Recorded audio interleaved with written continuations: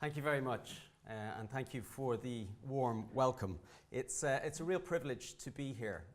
I am probably, I think, one of the few people in the room tonight who hasn't actually worked in a newsroom, but I have had news touch my life from a very early age when I was growing up in Dublin.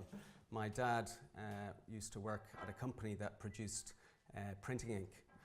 And he taught me from a very early age that it's a bad idea to pick a fight with somebody who buys ink by the barrel. So sage advice. My father has always been good with the anecdotes. But I feel lucky that Google has allowed me to maintain a relationship with the news industry, and particularly over the last year since I came to the UK and I've gotten to know many of the news organisations around the UK. Well, I'd say mostly lucky. It hasn't always been on the front foot. You and your editorial teams do a great job of holding us under rigorous scrutiny, and I think rightly so, because of the role we play in society and the role that you do too. We expect to be held to the highest standards. So I'm very grateful to have the opportunity to come in and speak with you all this evening.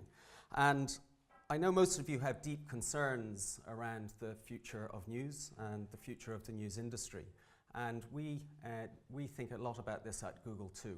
So tonight what I want to do is to talk about some of those issues, talk about how we work with you, and talk about my desire and our desire to develop those partnerships even further.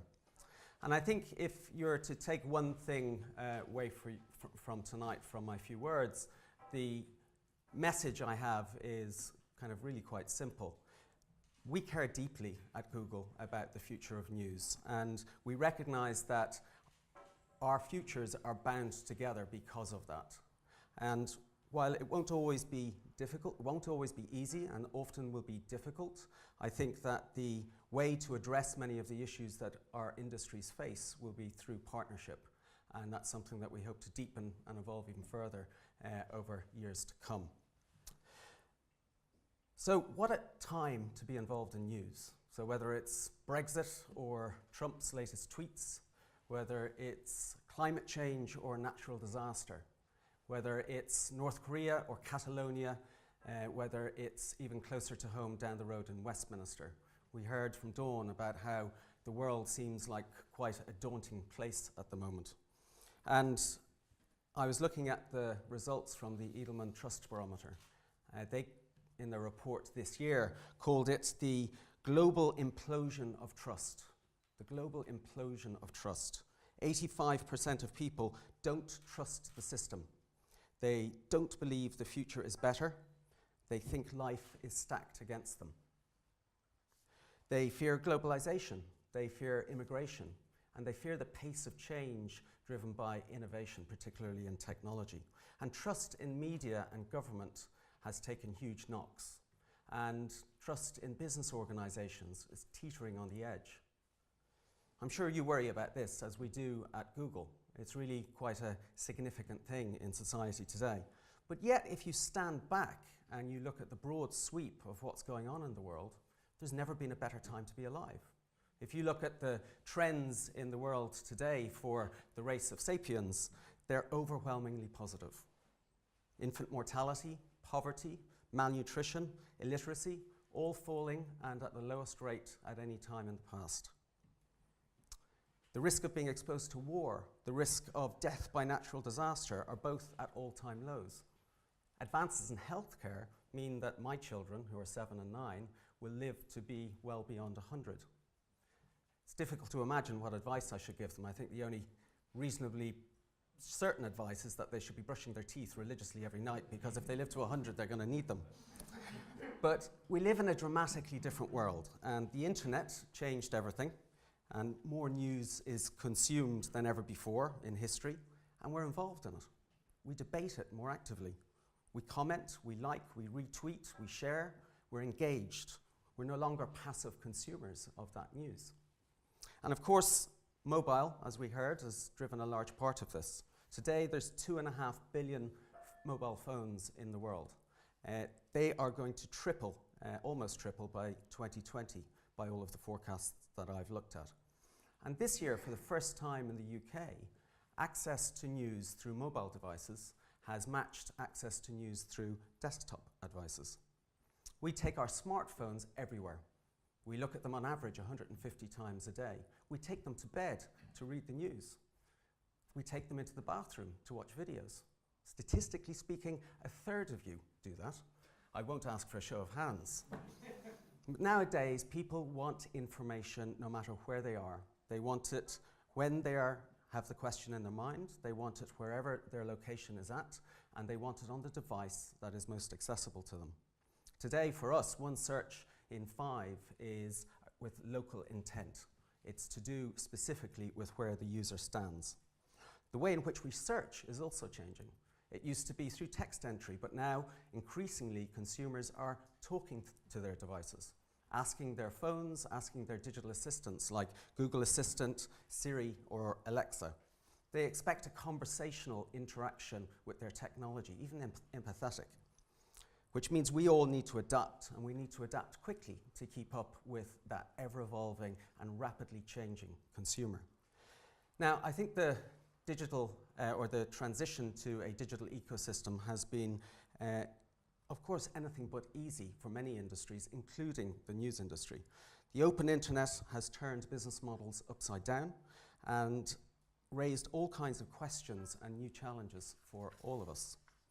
One big question it's created for my industry has been around, and for governments, has been around the question of regulation. So should new companies be operating in this new ecosystem, like Google, be regulated as publishers? Are we a tech company or a publisher? I'm not going to put that one up to a show of hands either. But think about what Google does every day. We undertake to give billions of users around the world an answer to an almost infinite number of questions, 15% of which we've never seen before, in a fraction of a second, no matter where they are in the world or what topic they are asking us for. And on our YouTube platform, we have over 400 hours of video content uploaded onto that platform every single minute. Now think about what a newspaper does, or a newsroom. Every day, whether it's 100 pages or 30 minutes of a program content, your products are created, they're polished, and they're curated. They have rigorous editorial processes and an editor who is ultimately responsible for that content. They have a beginning and they have an end. It's almost the opposite to the open web. And if every piece of material, just think about this, if every piece of material that exists on the open web had to be checked and lawyered before being presented to a user, or before we showed a video, that would break the internet as we know it today. Now, we agree that we have many responsibilities, but as the FT wrote a few days ago, we are clearly not publishers in the same way that a newspaper is. Now, in the last 20 years, entirely new services have been created and have appeared and become part of our daily lives, whether it's search or YouTube or Facebook or Twitter or Snapchat, and each of these doing very different things. And none of them fit neatly into the category of tech company or of publisher. So what is the role of government and the responsibility of companies on these new platforms?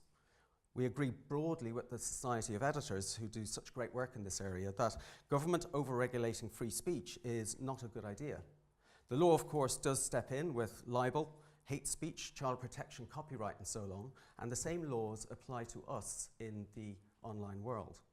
Now, I often hear to us referred to as the unregulated Wild West, and it's a phrase that some of you may have used yourselves, but that's just not right. It's based on misunderstandings, I believe, of who we are and what we do.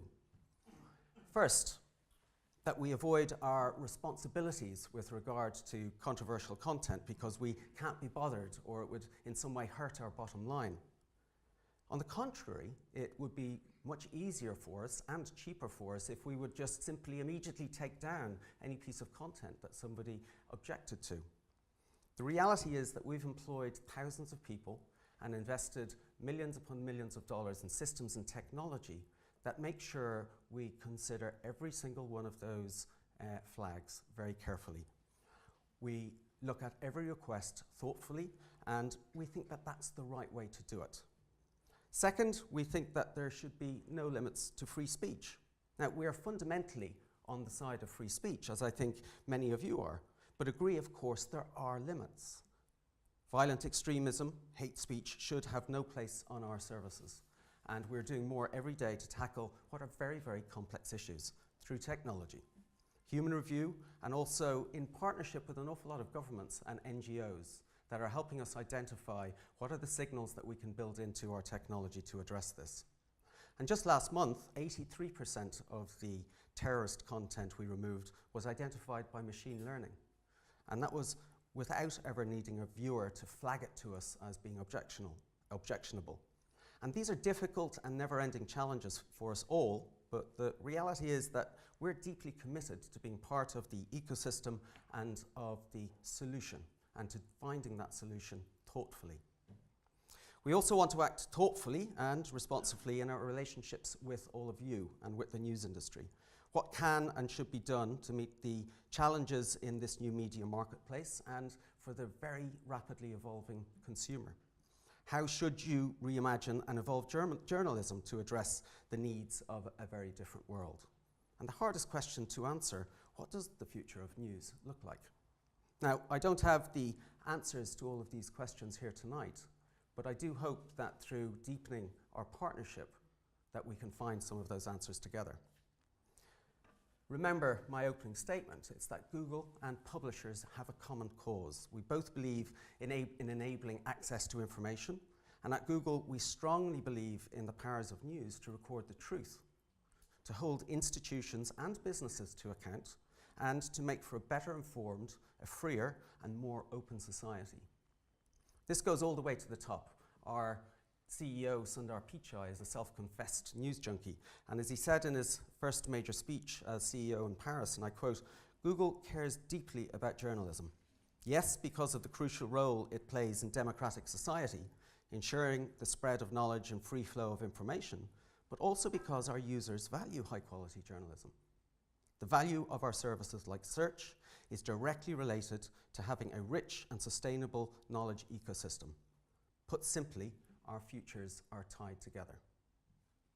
Now, we've always seen ourselves as a partner to the news industry, but I'll accept that I don't think we've always gotten that right.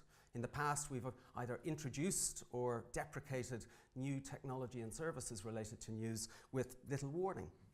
I don't think we've always been as receptive as we might have been to the feedback that we've been having to solve some of the problems that were holding newspapers back in the online space.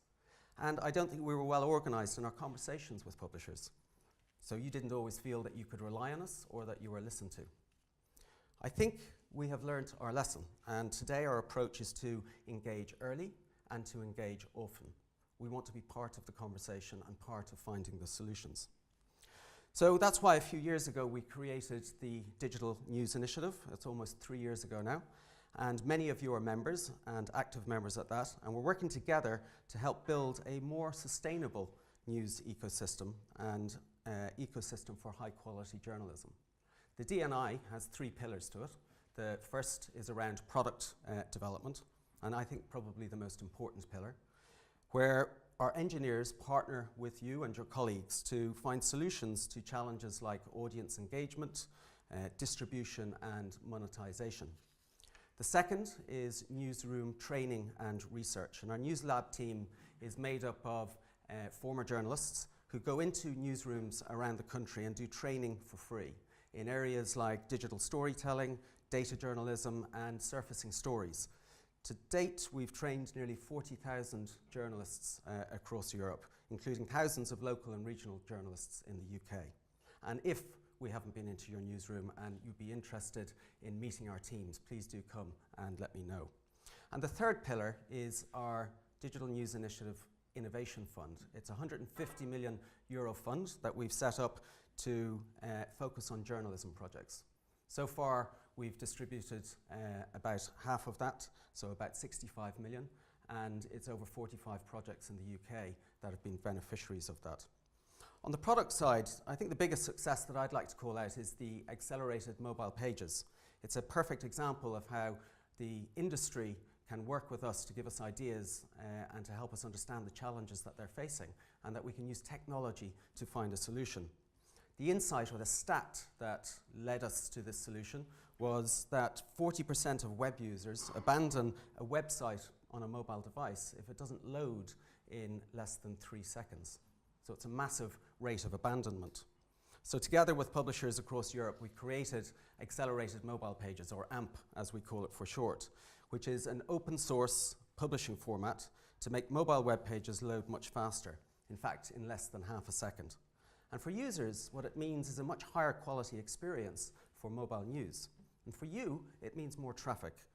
And more traffic means more clicks and more money from ads running on those pages. We're 2 years in, and the results are really encouraging for AMP. It now leads to a 10% increase in website traffic and a 20% increase in sales conversions compared to a regular mobile page. And at the heart of most of our products is our latest focus as a company, which is around AI and machine learning. Just out of interest, how many people have used AI or machine learning in their life today? 1 or 2. Well, if any of you have used search, or if you've used maps or photos or any of the Google services, you'll have used AI. Today we're integrating it seamlessly into all of our consumer products to help make those experiences that you have every day that little bit richer and that little bit more useful. And machine learning gives us a far more efficient way to build new experiences and make everybody's life that little bit easier. And unlike traditional areas of computer science, machine learning can iterate and develop and improve its algorithms much faster than traditional computer science. And those results mean that they get better at helping people with very difficult questions. And it might be something relatively simple, like searching for pictures of a sunset that you took on your mobile phone, through to analyzing large sets of data involved in groundbreaking scientific or medical research. And here's where it gets interesting for you. It's also being applied to our advertising products, but also to our work with you in the newsrooms for analysing large data sets and uncovering untold stories. And there's been lots of success in that area too. And we think it can tackle real challenges for the news industry. On the demand side, it's about finding and helping understand the readers and subscribers. And on the supply side, it's helping tackle engagement and some of the toxicity that reduces user engagement, particularly on things like comment sites or comment columns at the bottom of articles. So we're at the moment experimenting with a tool that we've developed called Perspective. And it uses machine learning to spot and analyze and remove what we would term abusive and harassment, and helps to moderate the comments that we see on news sites. The benefit is, on one hand, freeing up the resource of your teams and your editors, and on the other side, giving a much richer and more engaging user experience. We've trained it by showing it millions of examples of abusive comments thanks to partners including the New York Times and Wikipedia, who were able to share their data with us. It still has a long way to go, but we're optimistic that machine learning can help create a space which removes this toxicity and creates for a much open and freer debate. But we all know that the most important thing in all of this is the bottom line. And lately in our conversations with you, we focused on how Google can support paid content. And we've heard loud and clear from the industry that advertising alone cannot sustain a high quality journalistic industry. And that subscriptions, for example, are a very important part of that mix. So we've been doing a lot of work as part of our subscription project, and based on your feedback, we've recently announced a new set of products and features that we think will be able to take subscriptions to a whole new level. So we've started with how users will find and sample your content, and then using machine learning to identify that user's propensity to subscribe. And we're then also working on how we can remove the friction from the subscription process, so that at that moment of intent, a user can seamlessly complete the subscription transaction. And now this is all being done collaboratively with publishers, and I think we absolutely recognize that you are the experts in premium content, and you keep the relationship with the consumer all the way through. So far, I think the feedback has been very positive, but we want to hear more of it so that we can keep iterating together and make sure that we make these things ever more useful. Now, I'd like to stick on the topic of money just for a moment. And I've heard lots of people saying that Google and Facebook are ruthlessly stealing all of the advertising revenue that publishers hoped to acquire through their online editions. And in my view, this analysis is just not right. It is factually incorrect, and I'd like to explain. First, it conflates two markets. It conflates the search advertising market and the display market. And the majority of Google's revenue does come from search advertising. And search advertising, just to explain, is that moment in time when a consumer searches for a product or service. It might be car insurance, it might be buying a new car, and at that moment we will show them an ad which is relevant to that intent that they displayed.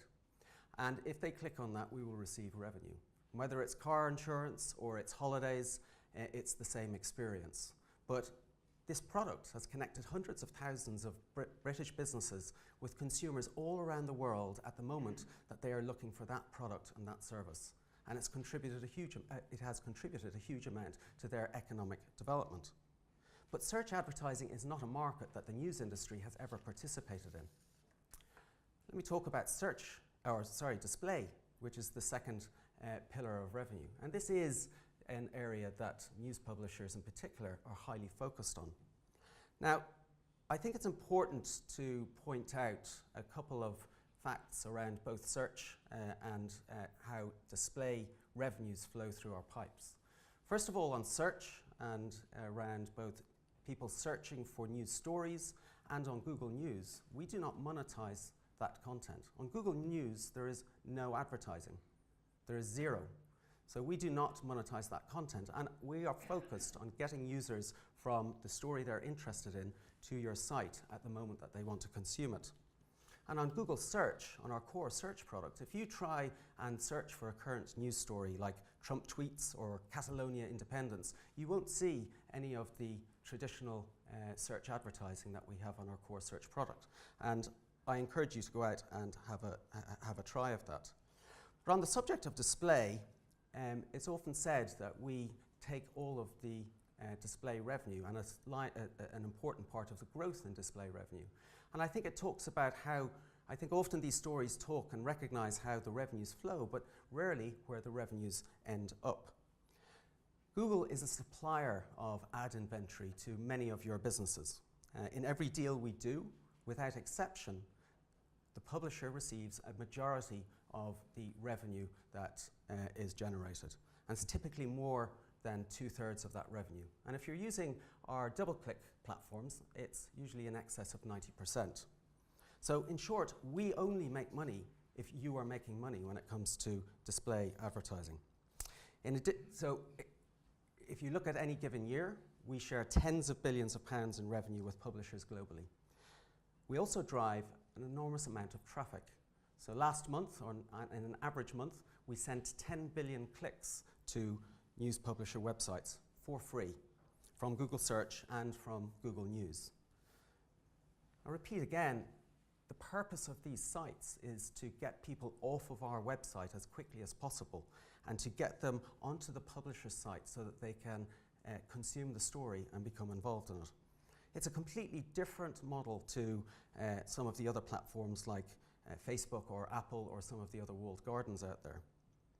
And it's up to you as to whether or not you want your stories to appear in our Google Search or our Google News product. And I'm happy that most of you choose to do that. Because when you do, it creates, and the evidence shows that it creates a huge amount of traffic towards your website. We commissioned research from Deloitte who showed that the average revenue that you receive on the back of that traffic we send to you is between 3.5 and 7 pence per click. That adds up to an awful lot of revenue. And in the last year, if we look at the total that referral traffic has given to major publishers across Germany, France, Spain and the UK, it was in excess of £650 million. So I think ruthless theft it certainly is not. And we should talk for a second as well about the word of the year, which I think is definitely fake news. And when you consider that, much like yours, Google's entire mission is around giving people relevant and useful information, you can understand why the concept of deliberate misinformation online is really a huge concern for us. And ever since Google was founded, we've been battling this in some shape or form. There's always been people out there who wanted to game our systems to be able to take advantage of it, to flood search results with deceptive information. And we've always dealt with it. We've always called it spam.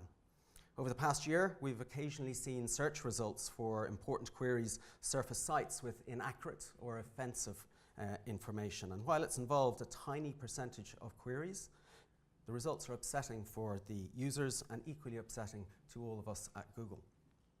And while we can't prevent fake news being uploaded onto the web, there are certain things that we can do and are doing to reduce its prominence online, such as cutting off revenue to the misrepresentative sites, improving the visibility of the high-quality content, and ensuring our reporting and feedback tools are as effective as they can possibly be. Now, we haven't always gotten this right. And of course, when we get it wrong, you guys are here to write about it. But we're continually working on the concrete actions we can take to tackle what is a very, very complex issue. Now, it's important to recognize that this is a complex issue. Today, anyone in the world can express themselves online, and I think that's overwhelmingly a positive thing. But it means we now have a cacophony of voices and hugely fragmented audiences. And in this context, the term fake news means different things to different people. Some people, and I won't mention any names, use it to castigate coverage that they don't like from quality news sources. Others point to the hyper-partisan sites, including news sites, that disseminate partial truths or downright lies, and build on the biases of readers who are out looking to confirm those biases. And even if we at Google don't agree with the content of those sites, we don't think it's our place to take a view on what should or shouldn't be allowed on the web. And I'm pretty sure none of you would want a private company like Google to be installed as an arbiter of truth. And that's why we think working so closely with the journalism community on fact-checking is such an important endeavor. We've introduced a third-party fact-check tag to Google News and Search, so that now when your search returns a result with contested claims, we look for available fact checks and we present them. We're partnering with organizations like International Fact-Checking Network and Full Fact to counter misinformation online, and particularly around elections, including in the UK this summer. And we funded more than a dozen projects working on verifying news content through the D&I Innovation Fund I mentioned earlier on. And lots of high-profile publishers are now producing fact checks, from Le Monde to Channel 4 News, and we hope to see fact checks against a much broader range of queries, especially on news, but politics and matters of health and medicine as well. Because facts matter, and quality journalism matters. And the quality of information available on the open web is a concern for all of us. We're determined to play our part in addressing the issues, and I think we're making progress, and a lot more to come. The digital revolution has fundamentally changed how we communicate, how we express ourselves, how we consume information, and how we learn about the world around us, and how we form our opinions. And whether it's from desktops to mobile, from now typing to voice, consuming media to living in media, it brings together great opportunity, but also great challenges. And I think we've got good reason to be optimistic about the future of news. There's so much hugely impressive digital journalism already happening. And I think that as more and more people interact with news in different ways, we need to take advantage of the new digital tools and capabilities to develop new experiences and new sustainable business models on the back of that. And as I said, we're very eager to partner with you and to create them together, to work with you to tackle the challenges head on, because having a healthy media ecosystem is crucial to your business, but also to ours, and more importantly, to society. And I firmly believe that we are on the same side. And to finish with a quote from my boss, our Chief Global Business Officer, "Live long and prosper, we come in peace." Thank you.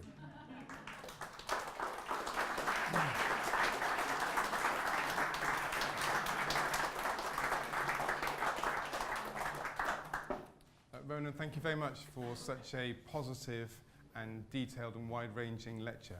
I've got lots of questions, but it's not about me for once. I'm sure you have. We have about half an hour, and Ms. Ronan's kindly offered to take questions for now. So we have 2 roving microphones somewhere near the back.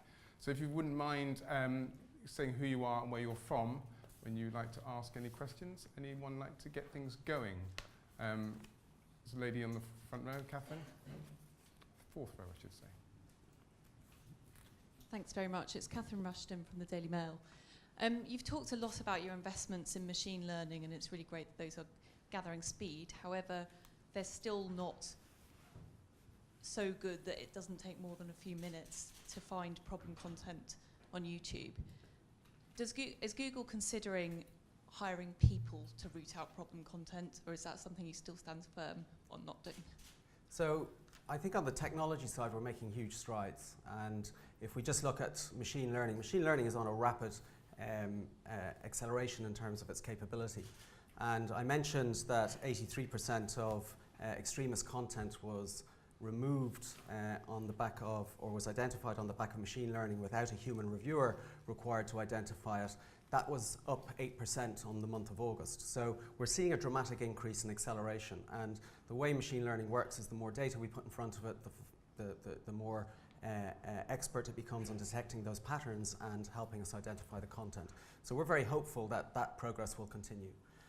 We're also partnering with many third-party organizations and NGOs to go out and help us identify where the types of content that are arriving on our platforms and flagging them as inappropriate, which we will then review and take down if the claims stack up. So that process is going to continue to evolve.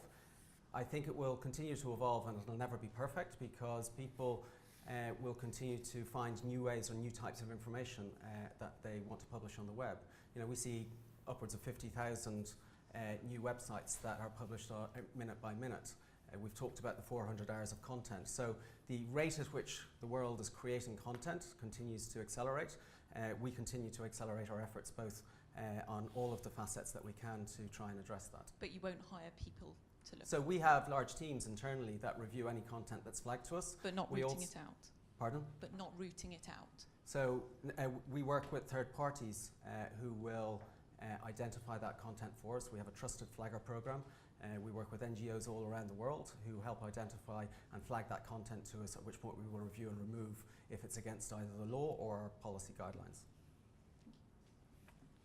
Can I just ask quickly on policy guidelines? I saw a report today about trolling and abuse online and the government initiative which you might be announcing. Can you tell us any more about that? So I know that we've got a lot of stuff that we are going to be announcing over coming weeks, so without, I won't pre-announce anything.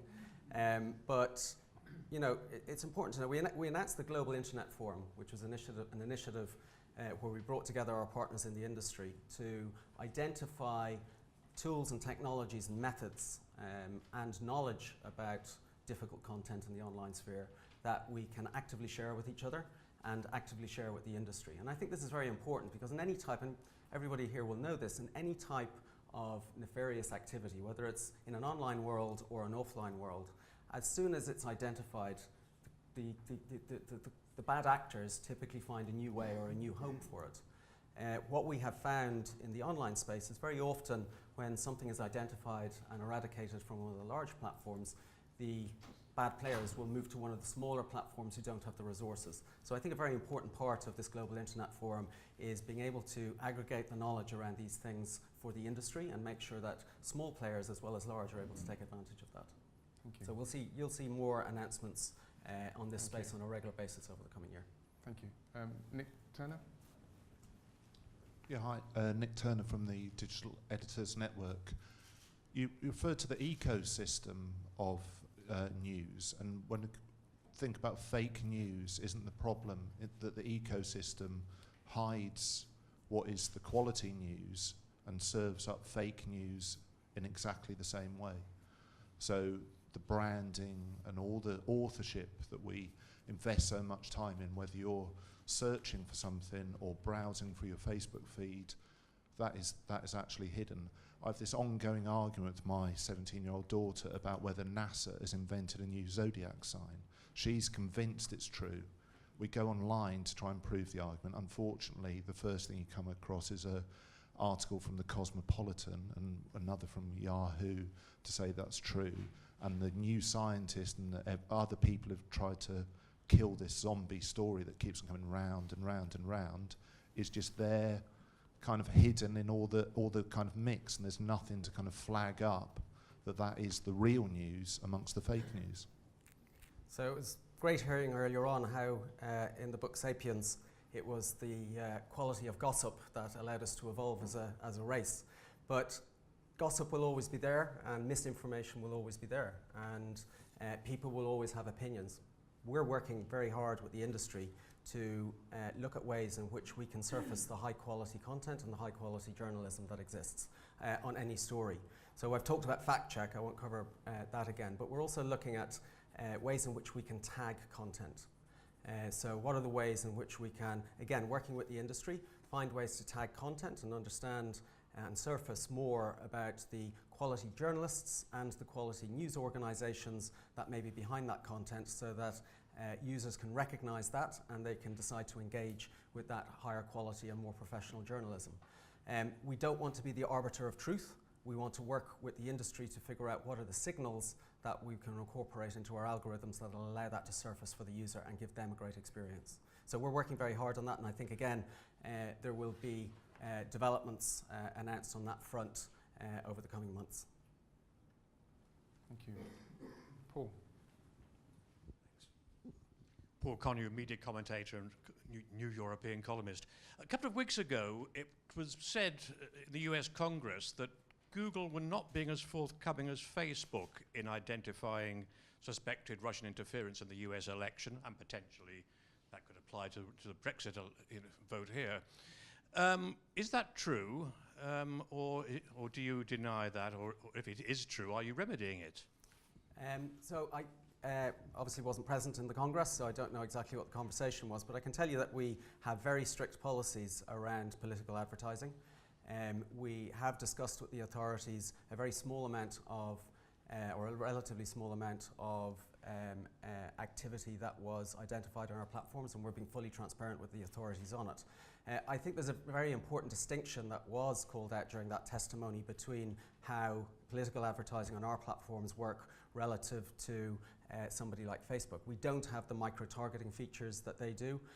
Again, we don't, when people are on our website, they come, they ask a question, we get them off our website to ideally the quality content that they've been looking for. So there are many less opportunities to try and influence their opinions and their thinking while on our properties. We are always fully at the disposal of any government, whether it's in the US or the UK, to engage in any conversation or concerns that they have around content or things that happen on our platforms. And we will always have done, and we will continue to do so.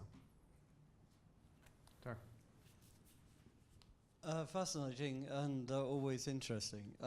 You said a few times during your speech about partnerships. Yes. And partnering with the news media providers. And you have said, as Google has said previously, that you don't see yourself as a news provider. Do you see yourself going into partnership with the industry, perhaps in similar ways to the BBC recently looked to invest in journalism, 150 journalists? Do you see yourselves investing into journalism if you won't employ the journalists? Sure. And not by a news partnership scheme where you have to put forward a scheme, but actually providing a pocket of money for journalists? Thank you for the question. And partnership, as I said, and I'm glad the message got across, is absolutely what I want to continue to develop and deepen. Specifically on the topic of developing journalists and providing journalists, we do, through the Digital News Initiative, work on sponsoring the education of journalists and also the placement of journalists in newsrooms. Now, I don't remember the stats off the top of my head for how many times and how often we've done that in the UK, but I'm hoping that there are some people in the room who've benefited from that experience. And we also invest in research behind journalism. So through the Pew Centre, we have invested material amounts of money in funding great journalism and great journalism in the digital sphere. We're also, as I mentioned earlier on, we've got the Innovation Fund, not quite tackling the question that you had, but I think part of the story. So I think we're doing a lot. I'm very open to considering any ideas that are going to help build on what we've already done. You know, I don't think we've answered all of the questions, and I don't think we've finished partnering with the news industry by any manner or means. So I'm very open to hearing any creative ideas that you collectively have that will bring benefit to the industry as a whole. Can I ask a supplementary question Yes. on that? Karen Bradley, the Culture Secretary, has hinted that it's possible that she would look at trying to find some legislation which would actually force you to be called publishers as opposed to a platform. Do you think that's likely? I'm never going to second guess a politician, and particularly a member of the British government, because I've learnt that it's very difficult to predict where they're going to go.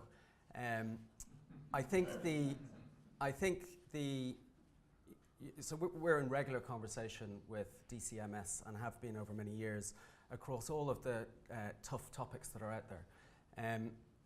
We've made great progress on a whole bunch of different areas without there being a need for legislation.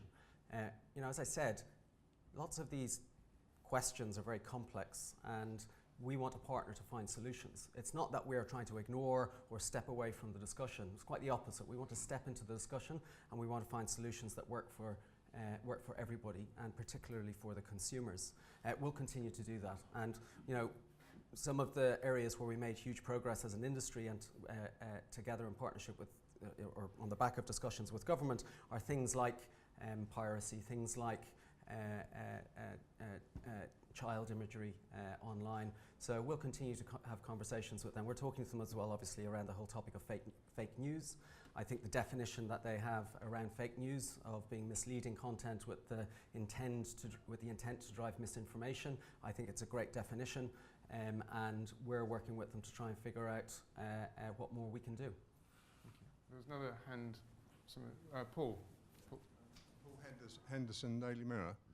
In these challenging times for newspapers, the many of us in the business are particularly concerned about decreasing editorial budgets, pagination, staffing, and the effects all of that is having on investigative journalism.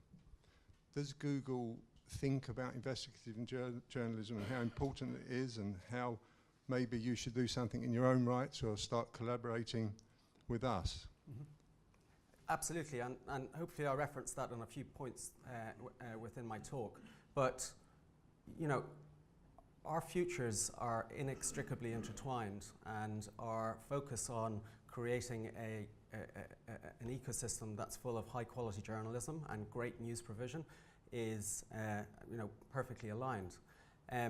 We do partner with news organisations and the news industry to try and, as I talked about the efforts that we have underneath the Digital News Initiative as an example, to support the journalistic industry, to help them with any of the techniques and tools that we have. I mentioned that we are investing in research into journalism as well as in the talent within journalism.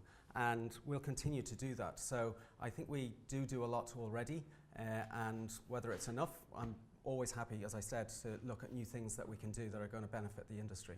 So I'm very happy to talk more later on if you've got specific ideas that you'd like us to consider. Gentleman from UK Press Gazette. Hi, Freddie. yeah, Freddie Mayhew from Press Gazette. We've obviously got a small campaign against you might be aware of that. But I'm just wondering, what is actually stopping Google from paying more to publishers? You know, what will it take to get to that level? You talk about deepening partnerships, but we could well be at a point where you're the only people left on the dance floor. So, you know, what point do we need to get to before you start paying out? So I think, you know, as I said earlier on, we give more than 2/3 of any of the revenue generated to publishers, and anybody using our programmatic technology, that's in excess of 90%. So I think we do a pretty good job of giving away the vast majority of the revenue generated on news sites to the news publishers, and we will continue to do that. And in addition, the 10 billion clicks a month that we send to news websites have been shown by Deloitte to be very valuable, and between 3.5 and 7p per click. So I think we do an awful lot to help the news industry generate revenues. When I have been going out and talking to many players in the UK news industry, they've been very positive about the growth that they see in their digital advertising revenues. And we like to think that we play a strong role and a role of an important partner in helping to develop that further. And hopefully we'll continue to see that growth continue in years to come. Yes, sorry, gentleman here. Yeah, Paul Enfield on the front page, just following on from Freddie's question there. Are you differentiating yourselves from Facebook in response to the Press Gazette campaign? So I think we have always been very different businesses. We've got very different purposes, and we have a very different business model with the news industry. You know, I talked a lot about it, and I think, you know, it's one of the things that I think is misleading about the campaign of saying that we're the same or that we have the same intent and that we do the same things. We're very different companies with very different purposes, and we are very focused on making sure that we play our part in helping the news industry in the UK and globally develop new ways of connecting with its consumers and new ways of monetizing that content. So we talked a lot about the progress that's being made. That will continue. Those conversations, if we work together, I think can be even more fruitful. Catherine?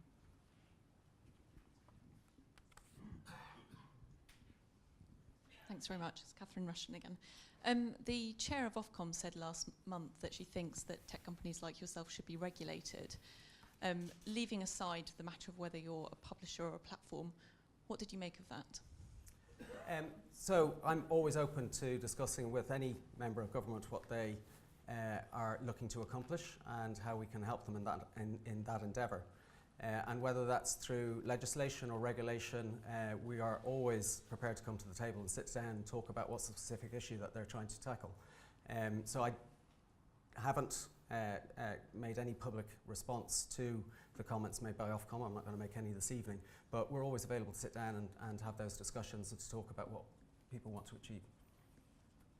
May I just ask on that question then? Some people say, some critics say, this is not your fault, but that there is an uneven playing field because you are not publishers.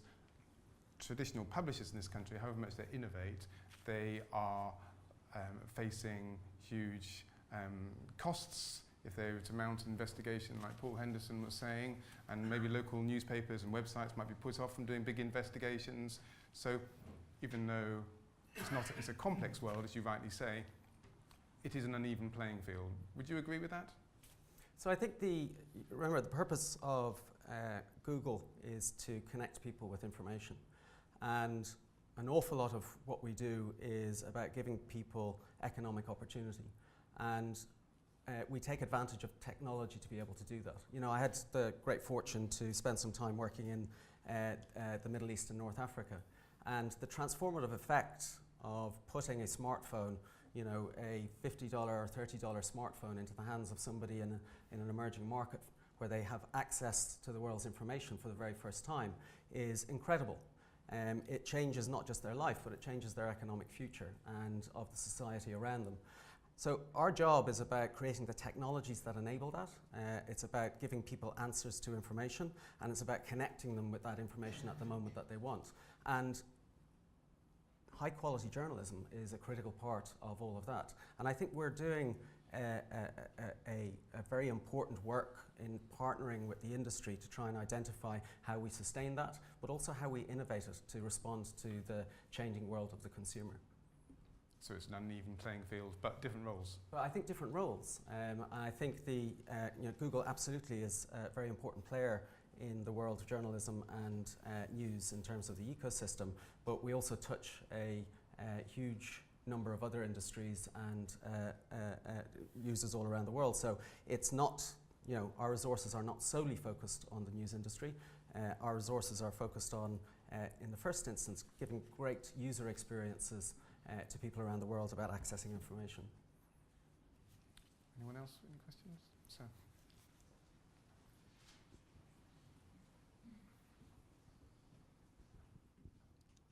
Sean Green, Guernsey Press. You mentioned revenue sharing and millions of pounds flowing around in the generosity. I just wonder whether that was specifically for the big guys. I mean, you're talking about the Daily Mails of this world, or is there some money that's trickling down to the regional papers? No, so our revenue share, we always give the majority of revenue to that generated to a publisher. And I think some of the numbers I called out, that it's over 2/3, and then if people are using programmatic technology, it's in excess of 90%. And it is often the larger players who are using the programmatic technology, because there's a big investment behind that and a lot of staff required. But we partner with every organisation so that they get the best out of the systems that we have available. So whether that's an individual person who's working on their own publication, through to small and local news organisations all the way up to the top. So it's the same principle no matter what your size is. Anyone else? Gentleman 2 rows behind, in the middle. Thank you, and thank you for a great talk. Steve Clark with Synaptica, which is a software company, but I've been doing a lot of research on post-truth issues this last year. The question is about differentiating between a user's query intent if they're searching for factual information as distinct from products and services. So query intent engines can determine this. You mentioned that Google does zero advertising or sponsored content for news type content. But in the last general election in the UK, just one example that was actually discussed in the press was dementia tax. So dementia tax was actually sponsored content by one of the political parties here.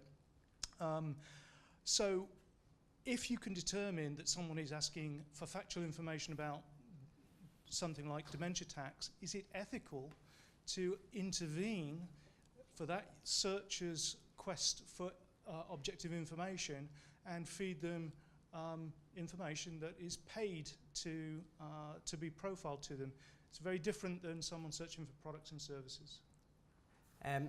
So I'm not familiar with the specifics, but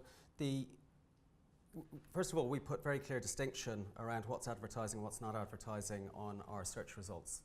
And we are very explicit to the user in what they see.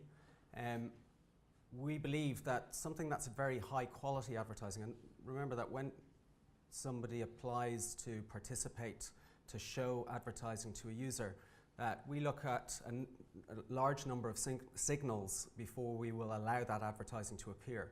And one of those signals is the quality of the website and the quality of the advertising and the quality of the website that stands behind that advertising and its relevance to the query that was entered into the search engine.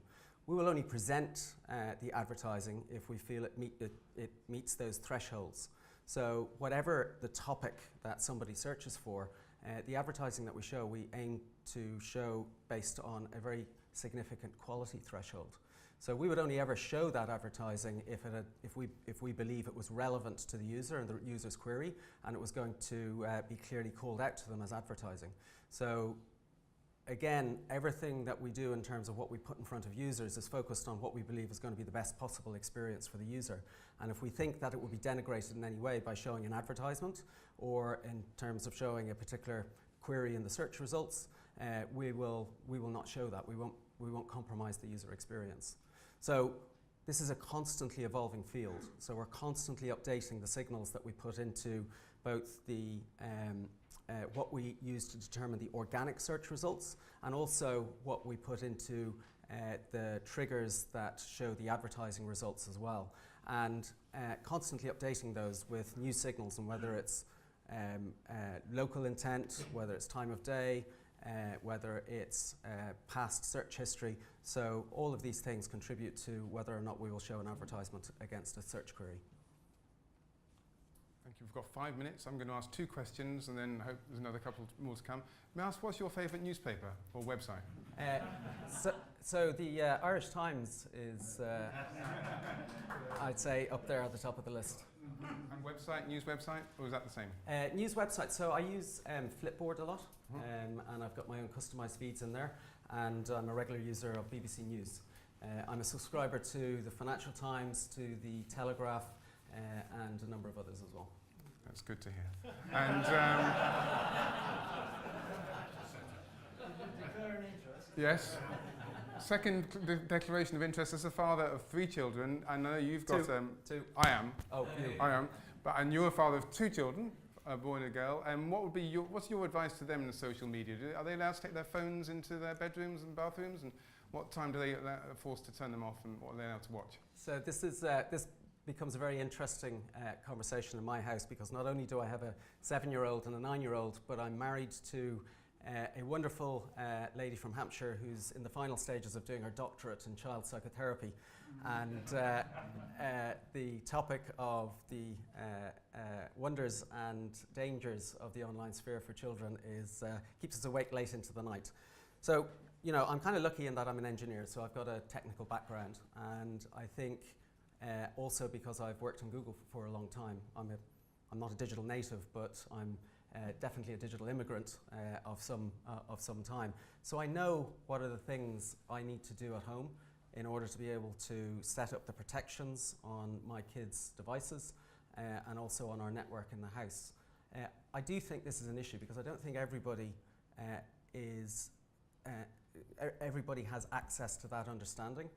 I've been to some of the talks that have happened at my kids' school, and the quality of information given out at those is not always the best. So I worry a lot about what more we can do in society, and Google plays a very important role in this, and we do a lot on this topic, to educate parents around how they should, at least what are the tools and the products out there that they can use to make decisions for how their family wants to engage with technology. And what are you most worried about them seeing? I think So we talk to the kids about seeing things that might scare them online, and in the same way that we warn them about the dangers if they come across somebody who they don't know, and all of the typical warnings that you give kids about strangers. You know, my kids, you know, again, we've had this debate for a very long time. We made the decision to allow them to access technology and access the internet. We encourage them to, you know, I sit with them and I help them use it in a very positive way, but they use it for entertainment as well. We have a Google Home device in our kitchen. They always talk to it and ask it questions when they're doing their homework. And sometimes I have to turn it off because it's cheating, but often it's giving them a really rich experience and taking them down new avenues of thought. So I think by partnering with your kids and teaching them about the great things but also the dangers of this technology, it can be great for children. But I do think educating parents about what you need to do to make it a safe space, because invariably they'll pinch your phone when you're not looking and they'll have figured out what the unlock code is, and they'll be on the web at some point, and you might not be in the room with them when they're there. Or they will be out, and even if you've got your own house locked down, they will be out and they'll be somewhere else where they get access to information technology, and they find something that you might not want your kids to see when they're 7 and 9 years old. And teaching them how to deal with that and how to react, I think, is an important part of the equation too. I'm very conscious of the time, so I'd like to ask you one question, then I did promise a last question for somebody else.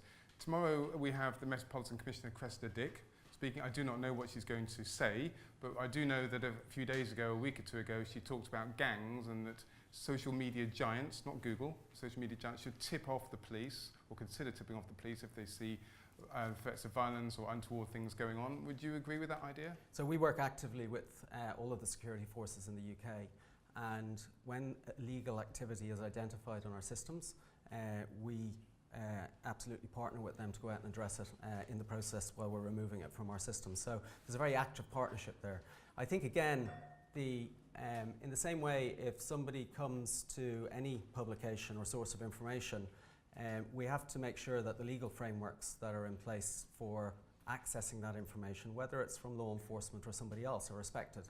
And we play our part in that discussion too. So should police tip people off? Should social giants, media tech giants tip off the police, sorry. So I think user privacy is paramount for us, and we will only share information with law enforcement when law requires us to do so. Okay. Thank you. Last question. How's it going? Up front, David, finish off. Got the mic here. Oh, I think somebody else has got the mic. What's So the crack? we'll do two. We'll go 1, 2. Cool, yeah. I'm Tim McGowan. I'm a freelancer mostly with Al Jazeera, but a question about tracking hate speech, abuse, and I suppose online radicalization to a degree. To what degree is that kind of skewed away from monitoring white supremacist or right-wing violence, and in favour of, say, more marginal groups that are they're perceived tend to be more politicised? Right. Like I'm thinking about, it's a different platform naturally, but Twitter, for example, it's easier to get suspended for using abusive language than it is for if you're literally the American Nazi Party, which is still online. Yes. And I'm wondering, how does that enter into an algorithmic sort of monitoring or Sure. the human element of it? So for us, hate speech, trolling, any of this kind of bad activity online are signals that we take into our algorithms. It doesn't matter what's the source. It doesn't matter if it's a right-wing or a left-wing, a religious or a political organization.